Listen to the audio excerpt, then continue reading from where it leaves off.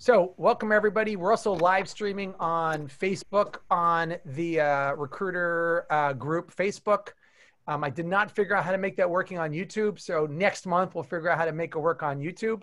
I need someone more technical than myself. Again, welcome everybody. This is Evan Sohn. I have the pleasure of being the chairman and CEO of Recruiter.com. And we presented earlier today about 108 on CNBC, the fifth installment of the Recruiter Index.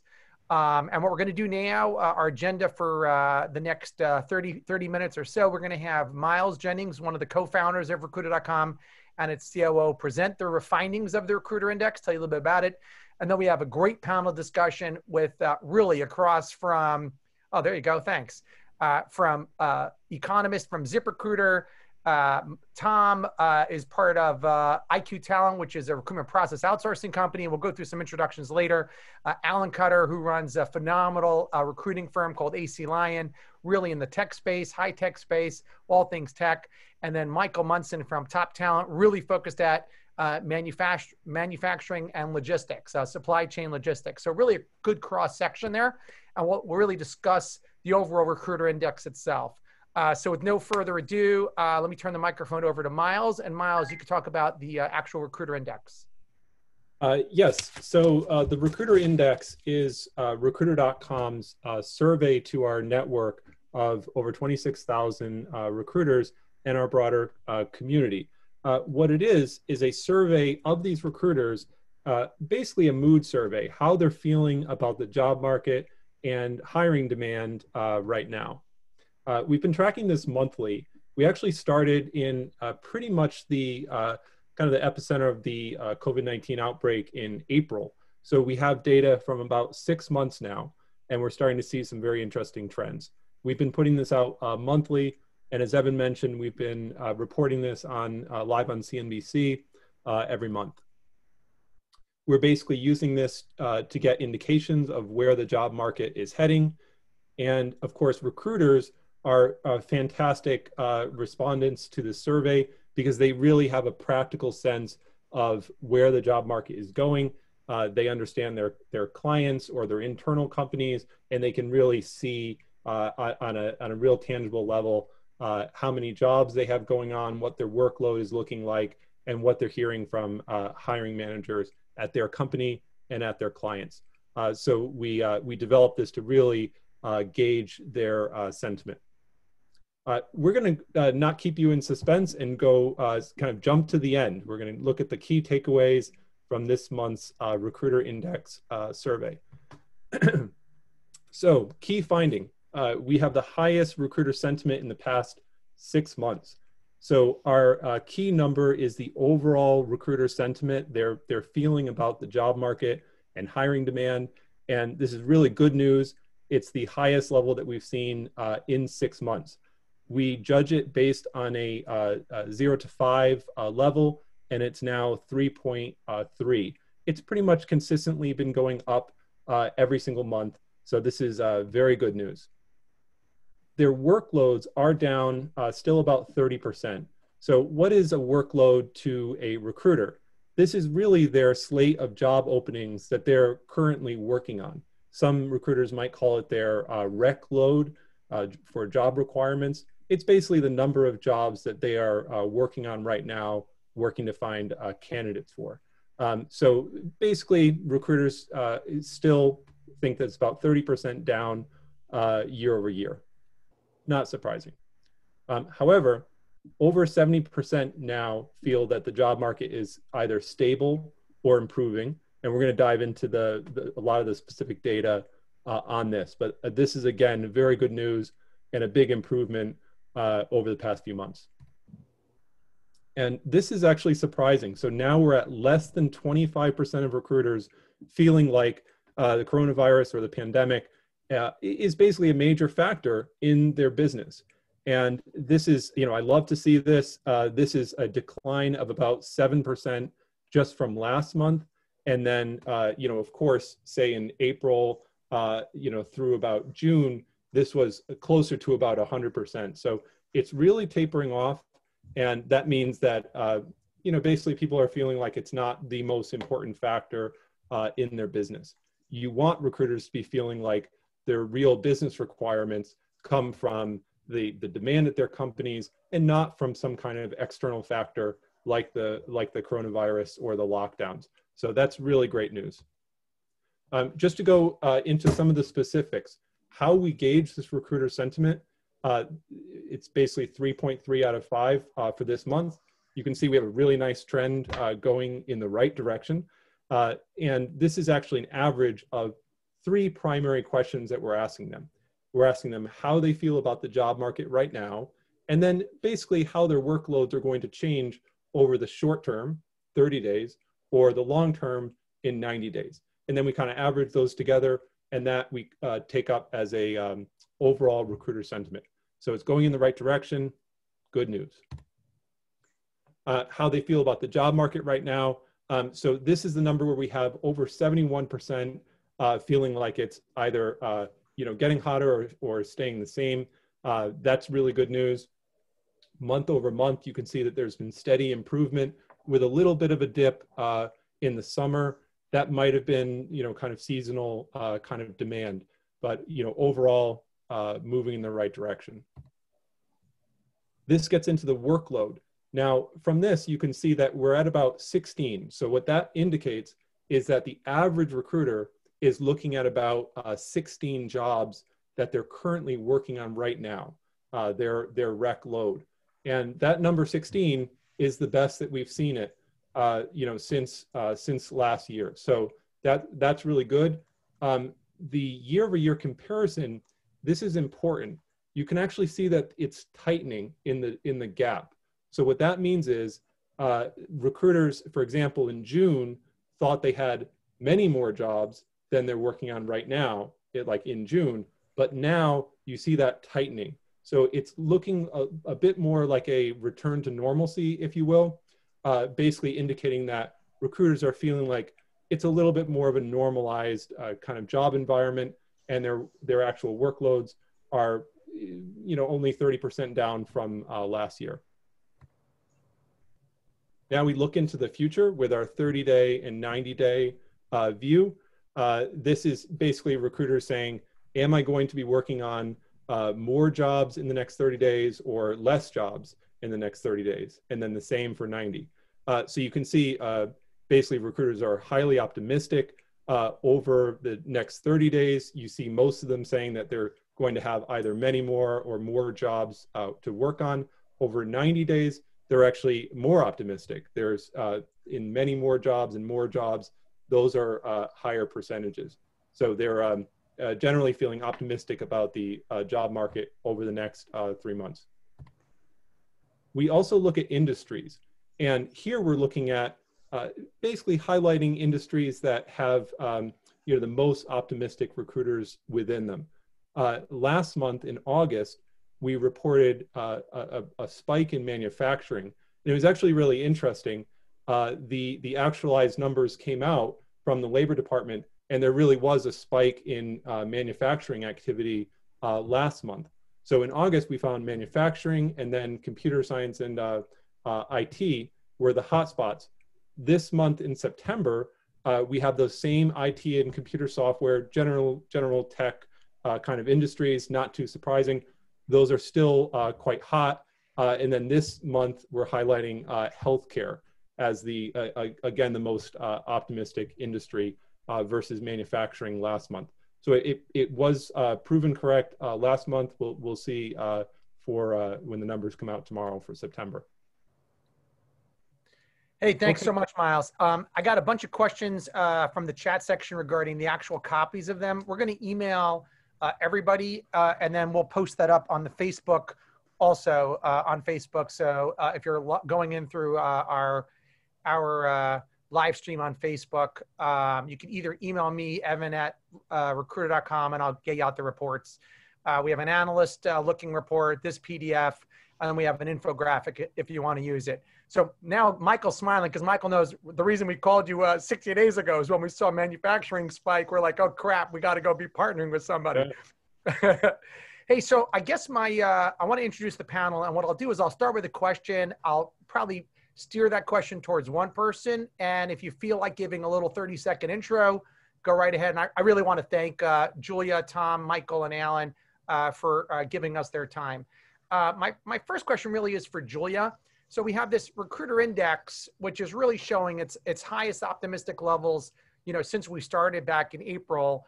So we're seeing that on the recruiter side. And again, I thought it'd be really interesting to see from ZipRecruiter, because you're like not with recruiter. That's why it's called ZipRecruiter, no recruiter. So the jobs might not be, there might be lower level jobs. And again, it's across the board there. But what's your opinion? Are you as optimistic as sort of our recruiters are?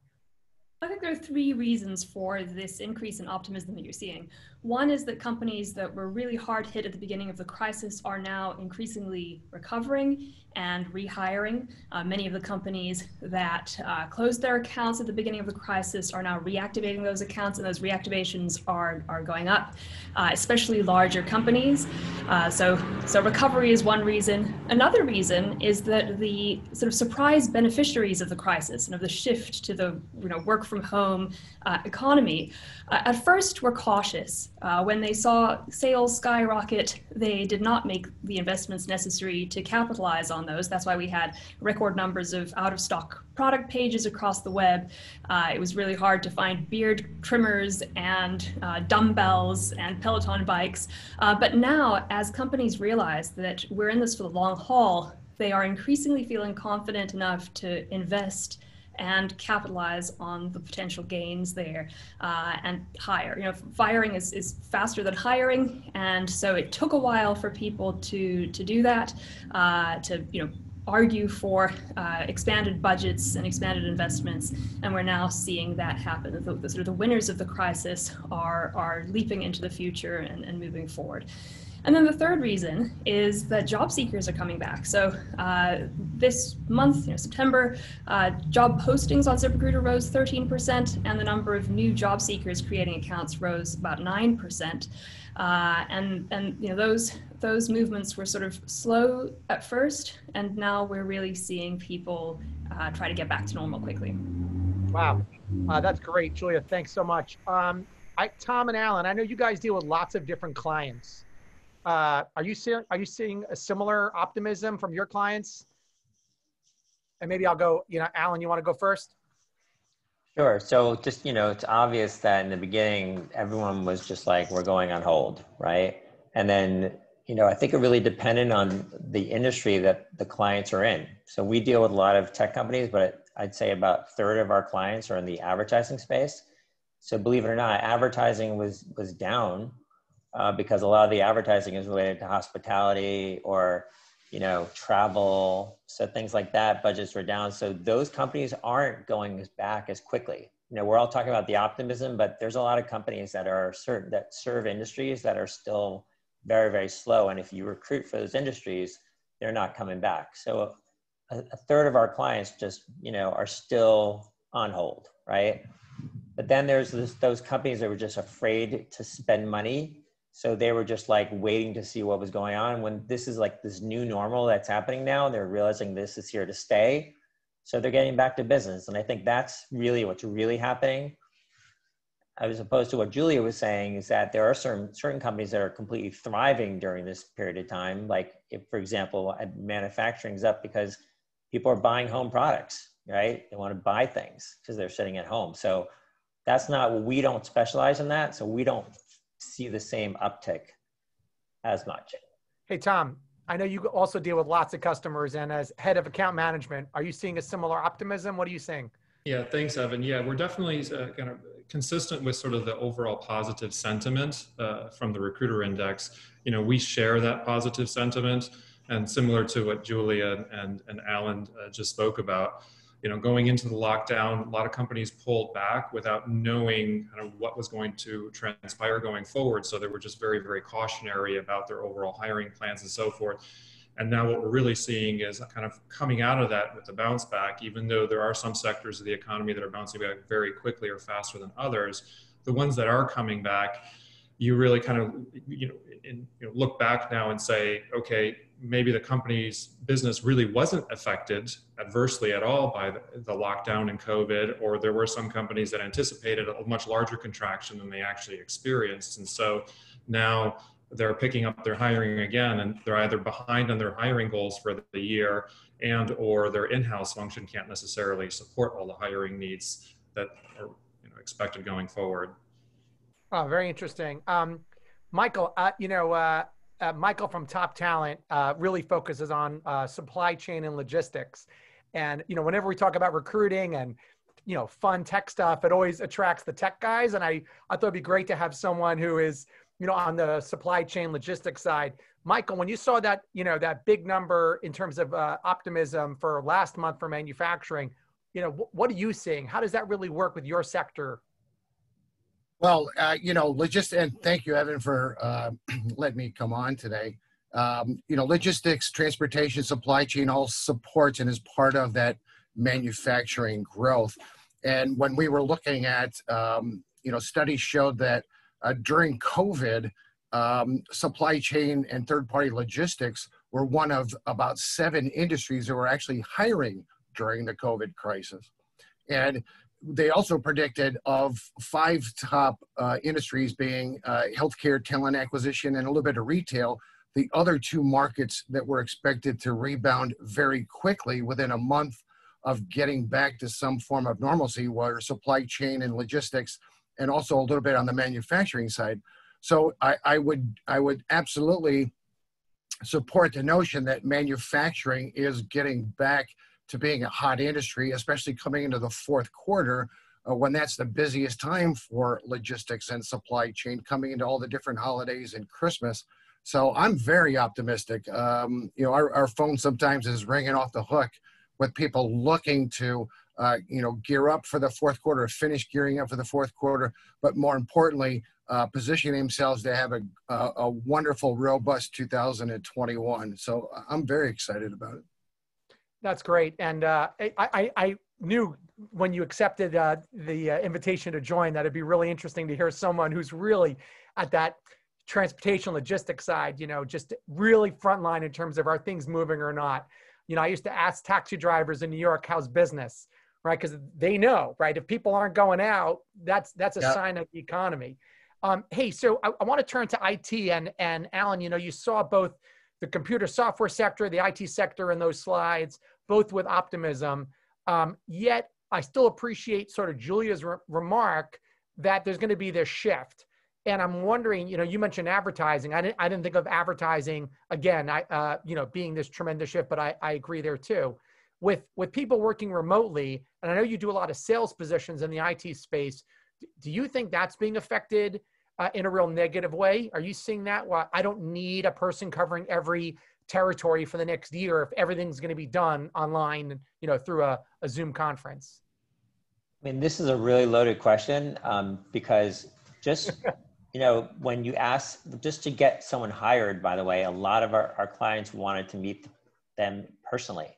It took them months before they finally realized that they have to do this without meeting them. Then it took them months because they were always about you have to work in the office, you know what I mean?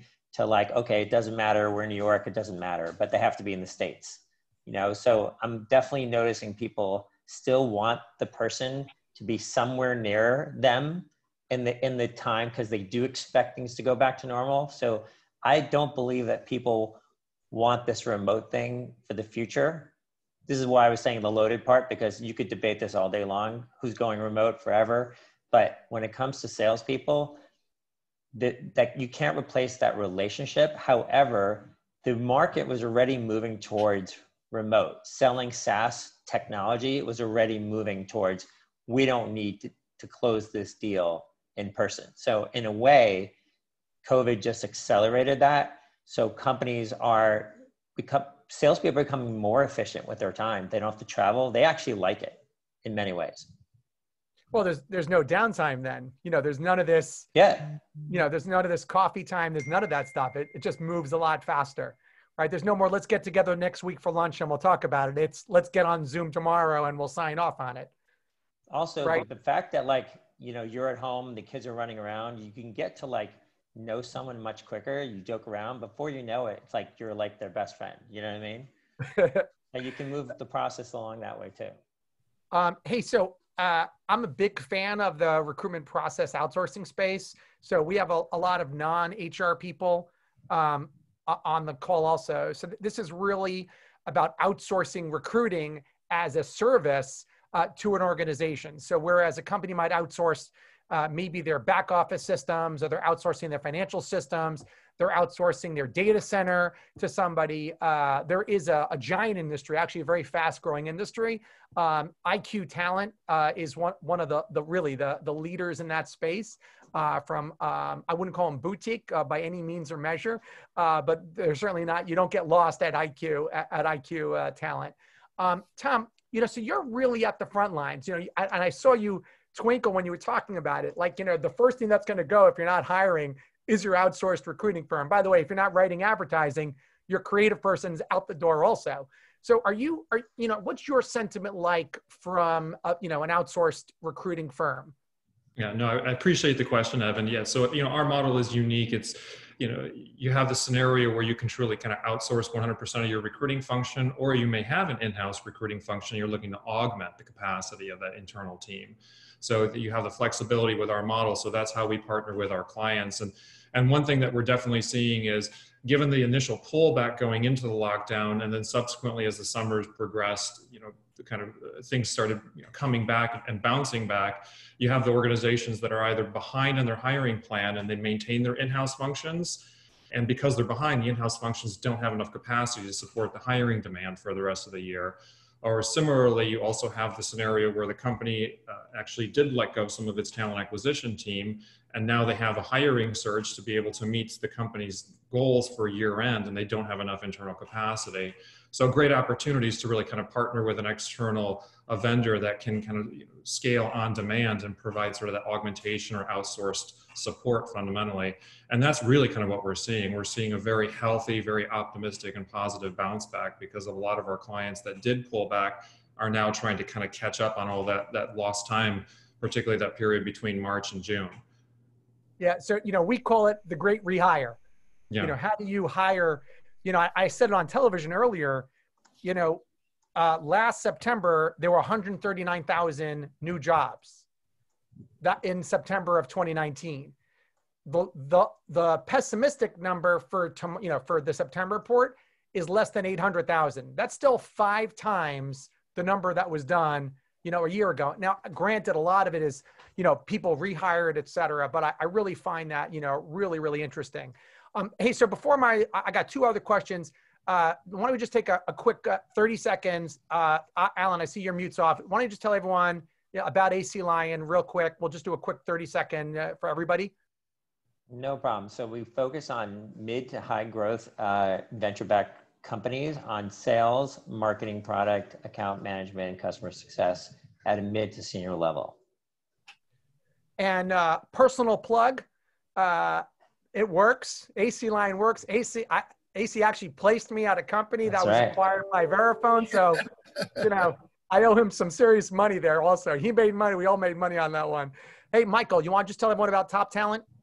Sure. Top Talent is a permanent placement. We're not a staffing firm, but we're a permanent placement firm that focuses solely on logistics, transportation, and supply chain all across the U.S. and parts of Canada. So we literally cover the entire United States.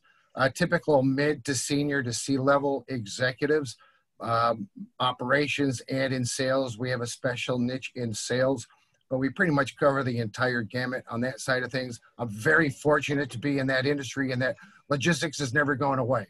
It's always considered a necessary industry, and I've been in it for 37 years, and God willing, I'll have another 37 years in it. But we're very experienced in that side of things, and we're just very blessed with the way the business is going. Michael got into that when he was 10 years old. I don't know if you knew that. So that's right. That's right. When he got started. Some people got a paper route, and he went into supply chain recruiting. Hey, Tom, you want to just give a quick little intro on IQT? Absolutely. IQ Talent Partners. We're a professional services firm that augments the capacity and capability of in-house recruiting functions. So we partner with your in-house team, provide additional support on demand within an hourly fee structure. And we offer four main services: research, which is name generation; sourcing, which is queuing up pre-qualified candidates; full life cycle recruiting for mid-level and senior level professional roles; and exec search. So, Julia, I'm going to let you introduce ZipRecruiter, but is anyone who doesn't know who ZipRecruiter is? So instead, I'd like to ask you a question, and as a leading question, and maybe we could, I'll let you introduce yourself. So go ahead. You're an economist, so go ahead, Julia. All right, so I'm labor economist at ZipRecruiter. ZipRecruiter is a leading online employment marketplace, and we use AI-driven smart matching technology to connect job seekers of all skill levels and employers of all sizes. So, Julia, I've been talking about a statistic for like the last, I don't know, everyone's tired of me saying it internally. So I've been asking when I talk to like investors and, analysts, et cetera, and I go, well, how many jobs do you think are open on ZipRecruiter today? Right? So I looked at it like last week, what was it, probably Monday. You want to tell them what the number is? Yes, 9.45 million. There you go. So, wow. Yeah, that's right. So I said, by the way, last week it was like 7 million. So that's amazing. And no, I probably have a restriction on my distance. 10 million, let's call it 9 million jobs. Now, by the way, first thing, one of you are going to say is, yeah, but they're all gig workers. I think last week, the number full-time were like 6.5 million. Is that about right? Right. So more than 70, about 70%, 65% are full-time permanent jobs. So I sat there. Thank you, Julia. Julia, you're making my life really easy. So you've got 9 million jobs, and now there are tens of million people unemployed, yet ZipRecruiter has 9+ million jobs open, of which 7 million of them are full-time. Why? Why is this happening? Well, matching markets are complicated markets. They aren't just markets where you can go to the store and choose something. You need to choose something and simultaneously be chosen by it. And so, it's not just a numbers game. Jobs are heterogeneous, job seekers are heterogeneous. And so even if you have the right numbers on either side of the market, you may still find it's very difficult to create those matches. And at the moment, there's just a lot of friction in the process because this has been a labor demand shock and a labor supply shock at the same time.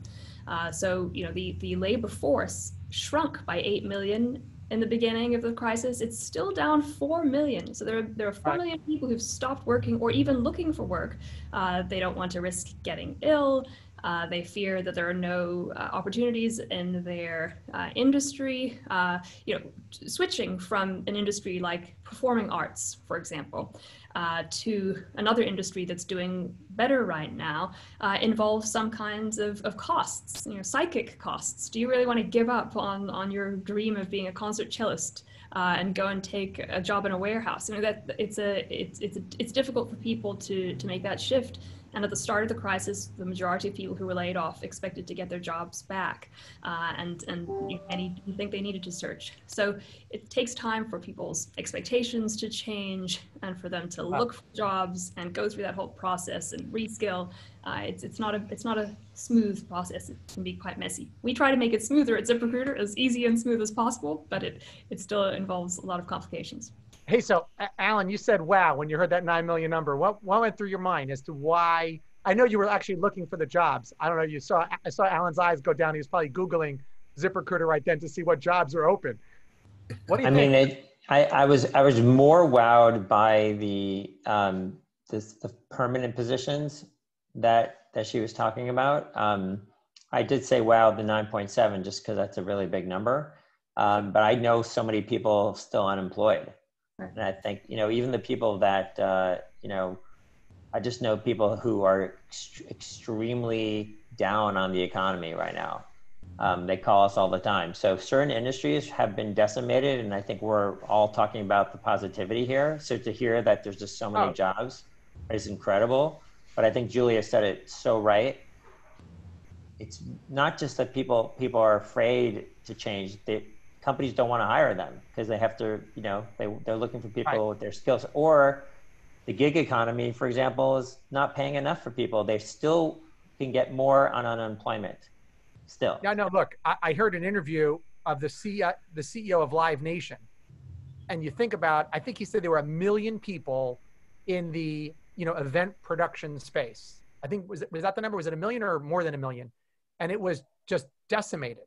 You think about the people that are doing, the sound system at a concert or the lighting at a concert. I heard one television studio just laid off all their makeup people. Just mass number of segments. And you're right, Allan. Sorry about that, Allan.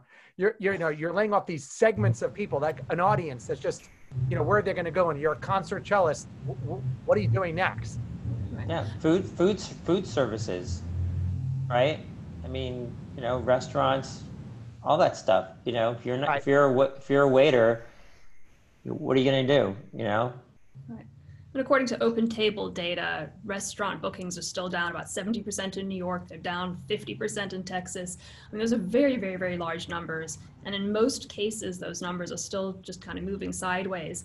That said, I mean, this week, in the last few weeks, many states raised the capacity limits on restaurants and gyms and stores. So we could see quite a large rebound in the next few weeks. And then it's really the biggest states that are still the most closed down, and the biggest cities. This has been a big city recession. And so as we see those states slowly, able to reopen safely, hopefully, we could see a very large boost. I think if you take New York and California sort of out of the picture, the unemployment rate in the United States would be a whole percentage point lower at the moment. And so when those states get back to normal, we could really see a pretty rapid improvement. I'd like to. Oh, go ahead, Michael. Sorry, go ahead. I'd like to make a quick comment about what Allan mentioned is, with this potential second stimulus package coming out, there are people out there that are working. They're actually making more money with unemployment and with the stimulus package than they were making when they were employed. And, I just hope and pray that they don't get a false sense of security and that they want to ride that out. And then when it looks like it's going to come to an end, start looking for a position. I think the wise person looking for a new position today is going to put in 40, 50 hours a week, networking, talking to recruiters, going on to ZipRecruiter and looking for a way to get that position today, and let other people worry about, that potential stimulus check. Because, I'd rather see them gainfully employed now, even if they have to pivot their career a little bit and get involved with a new company. I think that's a wise choice for them. I think Julia was right, though. I think people were waiting the summer out a little bit, figuring that things were going to turn back. And everyone was like, oh, Q3 is going to be awesome, or September is going to be great. And now that they're saying that it's not, it depends on the state, right? They are trying to look for jobs now. I think this is the time that people are this is why so many new profiles are being created on ZipRecruiter. But I think it's less about the unemployment. That's what they did do. But what I was saying earlier is that the jobs that are open for people are getting paid less than maybe unemployment, or the same. And it's not worth it for them to do that job in their mind. Not saying they're right. Look, I completely agree. This morning, my heart goes out. 25,000 people lost their jobs at Disney, in the parks, and Goldman Sachs laid off 400 people. And who knows what's going to happen, to the airline industry. And it's rough to be in our positions. Here we are trying to, be optimistic, help steer our own base of people who are working on jobs to go to the jobs that are actually opening. Part of why we started the index was to steer our recruiter network into potential jobs where they can actually make money. Our job is to make recruiters money. So it's, we're doing lots of mortgage jobs that really didn't exist in the numbers that there are now, 6 months ago. So I got two final questions. One is, if we can ask one more question of this recruiter index next month, what would you want us to ask? So Julia, maybe as an economist, everyone could think about that. And I'll give you one that we're going to be doing. And then Miles, why don't you weigh in? So we're going to start asking about Yeah, I think that what we're seeing now is a lot of shift to online work and virtual work. I think probably all the panelists would agree with that. And we wanted to ask a specific question about how that shift is happening. So when we ask about workload and say you're working on 16 jobs, 20 jobs, what percentage of those jobs have remote as an option? And we would start to see, if we start tracking that, we'll start to get some interesting data about which sectors, are growing according to how they use remote labor. For example, I would expect to see, tech positions, be very open to, remote roles. But as Evan said, in the say the mortgage industry, what's happening right now is that is going entirely online, and these positions, even though they are typically in normal environments, they're office positions, these are going online. And it's allowing these companies to scale up faster than they ever would have to. And it's really changing the recruiting dynamic as well of how you're looking for people. Because now you're looking just for people with the skills and not for people who happen, their physical bodies happen to be 10 miles away in radius. That's right. So I think I was going with what Allan was talking about earlier, this need to have people near the home base. And maybe some of those jobs are identifying them. So we're going to start looking at, remote working versus hybrid versus in office. Is there any other question that, you guys and Julia would want us to ask next month in the next index?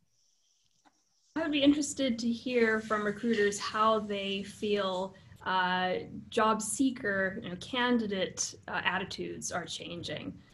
Is it harder to convince candidates to accept positions and to accept the conditions that are offered, or do candidates seem extremely willing to accept the first offer? Are they negotiating? And the reason I'm interested in this is we had a 10-year-long expansion in which people, by the end of it, had the best jobs, the highest wages of their lives. In many cases, the most flexibility, the best working conditions. So on the one hand, one could understand that people might not be prepared to accept much less than they were making before. On the other hand, this has been such a jolt for many people, this unexpected layoff and sort of protracted unemployment period, that perhaps workers have lost leverage now. And I'd be interested to see if you could ask questions that could tease out candidate attitudes. Excellent question. I love that Julia, one. That made it to my to-do list. It's on. That's a good one. I go around this work from home thing because I think it's really important, is like you want to, on the one hand, figure out what companies want in the future. What are they really thinking about? I don't care if it's 6 months a year, it doesn't matter. When things do go back, do they expect it to go full, half-time? Do they see like that they're more productive, less productive, the same? So that's the company. I would love to hear from companies, but I also want to hear from candidates, right? Like I know just anecdotally, just from my own team, so many people have moved back to their parents. They don't want back to the city. They're taking time to go to DC, wherever they're going, right? Some people love working from home, but some people really miss the culture and the work environment. And in their next role, do they want a company that's going to want to come back to the office, or they will only want to work from home, And another thing is just like some sort of honest assessment of, are you really more productive at home or not? Because I think they're not. Tom, you got to weigh in? You want to weigh in on anything? No, not really. I mean, I appreciate kind of all the perspectives and so forth. And one key thing that we're picking up on working with our clients is how much more amenable they are to considering, remote employees. A specific example is in the tech industry in Silicon Valley. If you're looking to hire a software engineer, do you still focus on the San Francisco Bay Area and pay those wages? Or are you more amenable to a lower cost region where you can still have access to great talent? And so we're seeing more and more of that. So not only is it, focus on being able to work remotely, but what is kind of maybe the long-term impact on compensation with that, as well as you start to have this gradual migration away from high cost regions to maybe lower cost regions. Excellent. We see recruiting being used, we call it precision hiring, very much what both Allan and Michael do, very, very focused. I want this type of person with these skills that will and I'll have a short list of 5 people. They'll narrow it down to 3. They'll make offers to 2, very, very precise. And then we do what's called also, we call it volume precision. This is what I want, and I want 50 of those a month. Now, obviously, you're seeing a different, different breed of those things, but that's really when we poll recruiters, we're getting both sides of those recruiters. Michael, any question that you want to see answered? No, I think everybody covered most of it. I am, of course, mainly interested on the candidate side. We're a firm believer, especially within our own account base, that there's always room for a top talented executive at any level, with our clients being opportunistic and wanting to make sure they've got good, solid bench strength and be able to position themselves for growth. So that being said, is what does that top talent want today? We talked about benefits, time off, and so forth, but are they starting to ask questions about what is their social distancing, policy, or is there flexibility to work at home, or are we forced to work at home, or can we come into the office? What's on the top of their mind as the 3 or 4 top bullet points that are going to be important to them in this new way of conducting business? What are those strong points that they're looking at to see if this company has that? All right, final question then. And this is probably for everybody. So set your own sentiment, your workload today versus your workload a year ago. A little hard to think about, right? So what were you doing last year, in September? So and let's just say, on a scale of, Miles, how should we do this? Well, let's use the recruiter index. So it's 1 to 5. Recruiters say 3.3. No, that's their sentiment. I'm talking about like your workload from last year to now. I'm very interested in the workload side. Oh, okay, not just how they're feeling, just their workload. I think someone's like feeling like that's still 1 through 5. So still 1 through 5 on a scale of 1 through 5. How do you feel your workload is today versus a year ago? So Michael, I'll start with you. 6. There you go. Okay. Tom? I'd say we're probably close to where the sentiment comes in, really 3.2, 3.3. Okay. Allan? 3.2. I'll go 3.2, Tom. 3.1. No, so do you think your workload is comparable to where, about down from where you were last year? What do you think, Allan? Yeah, I think we're about 60%, around 40% below where we were last year. Okay, and Julia, your workload relates to your workload itself compared to last year. Well, the company's workload in terms of, job postings would be around 4.5. My personal workload, I think, has exploded, like 25% up. Got it. Well, look, really, I want to thank everybody. And I always measure these things by how many people drop off after 30 minutes. And we did really, really well. So I want to thank, really, Michael, Tom, Allan, thanks for staying awake. Julia, really thanks. Great to meet you, Julia. This is our first time meeting, so really, really thank you so much. We're going to be back live on CNBC next month. Same thing. I think it's the Thursday. It's the first Thursday of the month. Actually, it's the day before the jobs report. The jobs report comes out the first Friday of the month, so we're on the day before. So I think I'm on the day after the election day, so nothing's going to be going on then. But let's see what happens. Let's see what happens. But again, I really want to thank everybody. And for the audience, anyone who was unable to, we'll email everyone the actual reports themselves. But if you need more information, email me, evan@recruiter.com, evan@recruiter.com.